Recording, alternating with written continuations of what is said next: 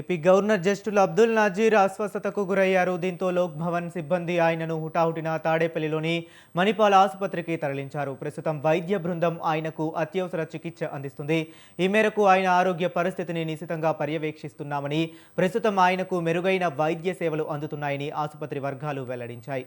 ఇవాళ AP high court నూతన ప్రధాన న్యాయమూర్తిగా జస్టిస్ లీసా గిల్ ప్రమాణ స్వీకారం చేయాల్సి ఉంది. అయితే ఆయన అస్వస్థతకు గురై ఆసుపత్రిలో చేరడం, ఈ కార్యక్రమం యథావిధిగా జరుగుతుందా లేదా అనే దానిపై సందిగ్ధత నెలకొంది. గవర్నర్ ఆరోగ్యంపై సమాచారం అందుకున్న అధికారులు ఆసుపత్రికి చేరుకుని పరిస్థితిని సమీక్షిస్తున్నారు.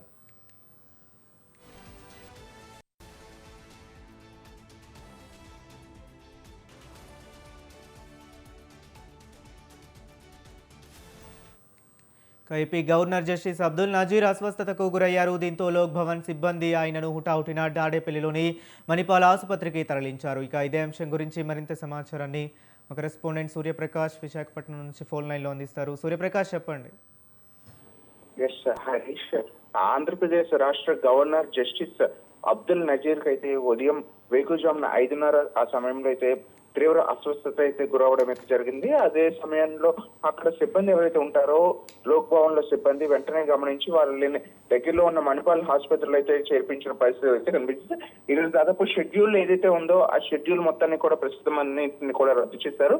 ఇటువంటి అస్వస్థత గతంలో ఒక 2 నెలల క్రితం కూడా ఇదే విధంగా గవర్నర్ యొక్క ఆరోగ్యం అయితే ఎప్పటికప్పుడు అయితే ఇలా ఇబ్బంది అయితే ఎదుర్కొన్న పరిస్థితి ఉంది. అతనికి జనరల్ చెకప్స్ ఏవైతే ఉన్నాయో బీపీ, షుగర్స్ తో పాటు అలానే ఈ కార్డియాలజీకి సంబంధించి కూడా కాస్త సమస్యలు ఉండడంతో అయితే ఇటువంటి తరచూ కూడా ఇటువంటి విధంగా అస్వస్థతకి అయితే గురవుతున్నారు. ప్రస్తుతం ఉన్న డీహైడ్రేషన్ కారణంగానే బయటలో అత్యధికమైన ఎండలు, ఉష్ణోగ్రత సమతుల్యత సరిగా లేని కారణంగా ఇలా జరిగిందని చెప్పేసి ప్రధానంగా అయితే బయట చర్చ నడుస్తున్న పరిస్థితి ఉంది.